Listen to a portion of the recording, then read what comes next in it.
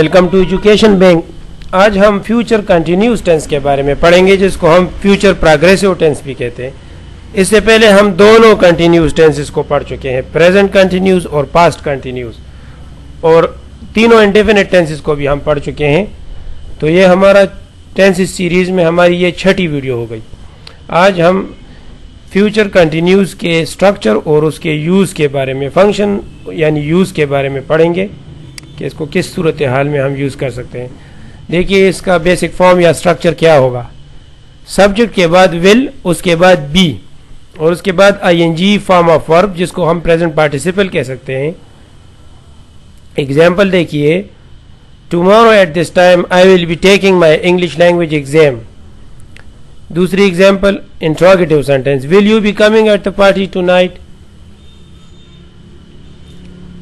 Function या use, इसको किस सूरत हाल में यूज कर सकते हैं। देखिए पहला यूज है इसका कि हम मुस्तकबिल के किसी काम के बारे में बात कर रहे हैं, आने वाले वक्त के बारे में, तो उसके बारे में हम बात करके कंटिन्यूस टेंस यूज करेंगे। मिसाल के तौर पर in an hour I will be sitting in front of my TV. दूसरी एग्जाम्पल है in an evening I will B baking a birthday cake.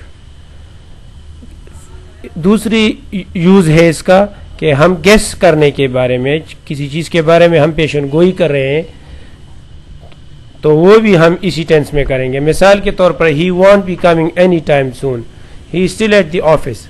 या दूसरी एग्जाम्पल है Beatrice will be getting married very soon. इसका तीसरा use है polite questions में। जब हम पोलाइटली कोई क्वेश्चन करें, तहजीब के साथ किसी से पूछे कि आप ये काम करेंगे या नहीं करेंगे, तो हम मुस्तकबिल के बारे में, जो कोई काम अभी किया नहीं है, करने वाला हो, तो हम इस टेंस को यूज करेंगे। और अगर हम तहजीब के दायरे से बाहर जाकर क्वेश्चन करें तो वो हम सिंपल फ्यूचर में करेंगे।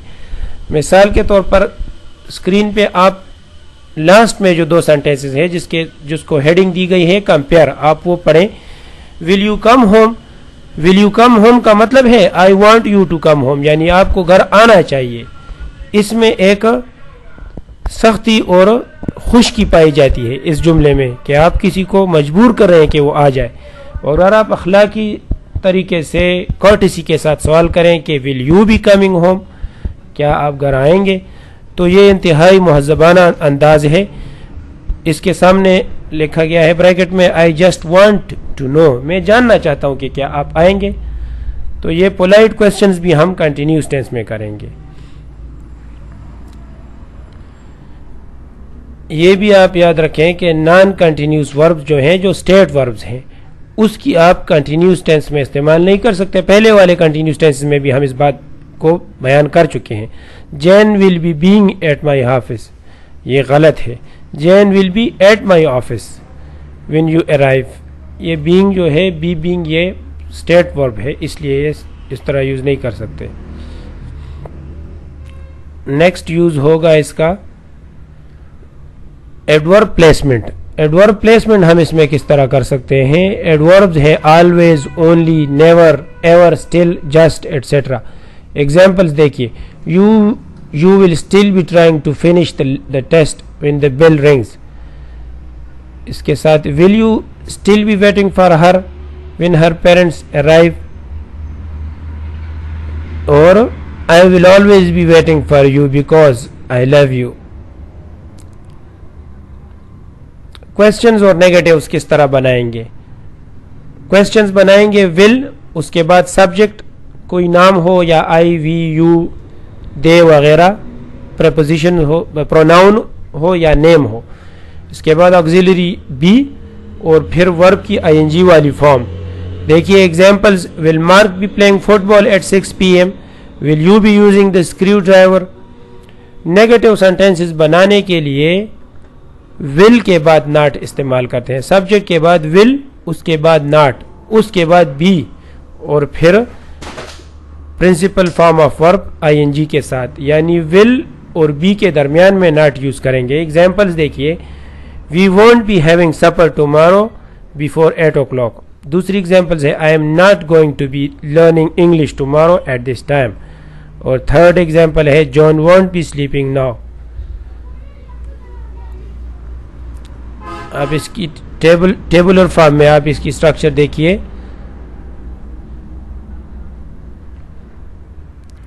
You will, you'll, he will, heal, ये आप कंट्रैक्शंस, जब हम स्पीकिंग करते हैं तो हम कंट्रैक्शंस यूज करते हैं। नेगेटिव सेंटेंसेस जो हैं उसको हम इस तरह कंट्रैक्ट करते हैं कि विल नॉट को हम वोंट बना देते हैं। जो दूसरा टेबल आपकी स्क्रीन पे नजर आ रहा है आप देख सकते हैं। दूसरे कंटिन्यूस टेंस जो है प्रेजेंट और पास्ट कंटिन्यूस, उसके साथ कंपैरिजन कीजिए। देखिए पहली सेंटेंस में देखिए, at 10 o'clock yesterday he was working। दूसरी example, it's 10 o'clock now he is working। और तीसरी example, at 10 o'clock tomorrow he will be working। is working, past है was working और फ्यूचर है will be working। यानी is, was और will be, ये तीन किस्म के ऑक्सिलरी वर्ब यूज होते हैं इस टेंस में, कंटिन्यूस टेंस की तीनों मुख्तलिफ फॉर्म्स में। अगर आपका कोई क्वेश्चन हो, कोई कंफ्यूजन हो तो आप कमेंट्स में कर सकते हैं। आज के लिए इतना काफ़ी है। नेक्स्ट वीडियो तक खुदा हाफिज़।